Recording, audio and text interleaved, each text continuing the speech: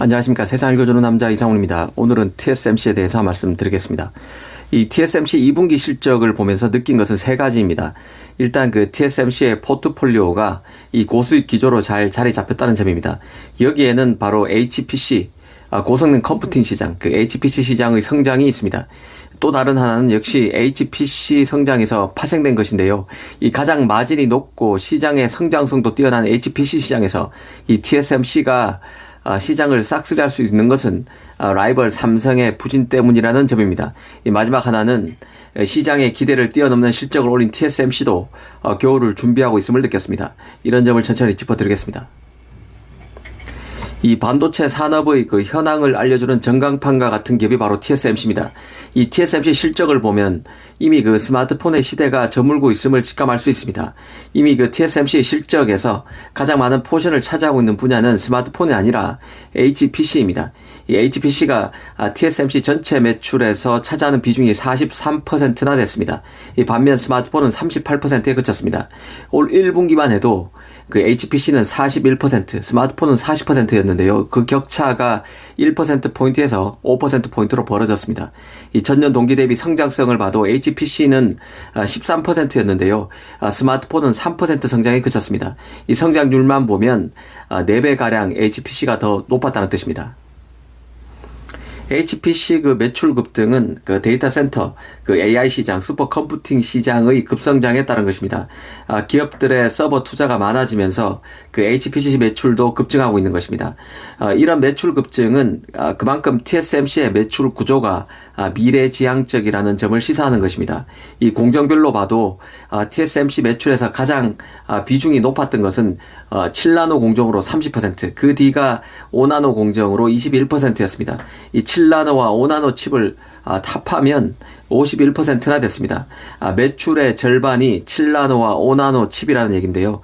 이 칩의 상당 부분이 HPC 칩이라고 이해하시면 될 것 같습니다. TSMC 실적 중 가장 큰 특징이 바로 매출 구조가 굉장히 고수익이라는 점입니다. 최고 난이도의 5나노, 7나노 칩이 전체 51%를 차지하고 있고 저전력 중심이 아니라 성능 중심 칩인 HPC 칩이 전체 매출의 43%나 됐습니다. 그 결과 영업이익률은 49.1%를 기록했습니다. 이 제조 분야에서 영업이익률이 49%라는 얘기는 소위 영화 같은 이야기입니다. 그만큼 독보적인 것이고 달리 보면 경쟁사가 없다 보니 TSMC가 부르는 게 값이 됐다는 얘기와도 같습니다. TSMC가 가장 두려워하는 경쟁자로 뽑히는 삼성에겐 뼈아픈 얘기이기도 합니다. 그 파운드리는 모바일 AP와 같은 그 범용 칩에 가까운 칩도 만들지만 기본적으로 특정 고객에게 특화된 칩을 만드는 것입니다. 이 파운드리가 메모리보다 더 일찍 그 EUV 장비를 도입하는 등 가장 먼저 선진 노드를 적용하는 것도 바로 이 때문인데요. 기본적으로 다품종 소량 생산이 가능한 파운드리이기에 최신 공정 도입이 용이합니다. TSMC의 경우는 인텔, 애플, AMD, 엔비디아 등 그 HPC 분야 고객을 잃지 않기 위해 계속해서 특정 공정에 파생 공정을 내놓고 있습니다. 가령 현재 양산 공정 가운데 가장 최첨단이라고 하는 그 4나노 공정을 한번 보겠습니다. TSMC는 M4X라는 4나노 공정을 갖고 있는데요. 이는 그냥 4나노 공정인 M4 공정의 업그레이드 버전인 N4P 제조 공정에 비해서도 4% 향상된 성능을 제공하는 공정입니다. 이 M4X 공정은 고성능 컴퓨팅 전용으로 설계된 공정입니다. 바로 AMD와 같은 최고 레벨의 프로세서 업체를 위해서 고안된 공정이라는 뜻입니다. TSMC가 고마진에다가 시장도 급격히 커지는 HPC 시장을 놓치지 않기 위해서 얼마나 절치부심하고 있는지 유추할 수 있습니다. 실제 그 TSMC는 앞으로 전망이 밝지 않은 측면이 있다고 하면서도 매출의 가장 큰 부분을 차지하고 있는 HPC 부분에서 여전히 수요를 따라가지 못하고 있다고 했습니다. 이 HPC가 장기적인 성장의 주요 엔진이 될 것이라는 점을 공식화한 것인데요. 자신감을 드러냈다고 볼 수 있습니다. 역으로 보면 삼성 파운드리로서는 모바일 AP 고객에서 HPC 고객으로 세력을 더 확장해 나가야 하는데 이게 지금 잘 안 되고 있다는 의미가 담긴 것입니다.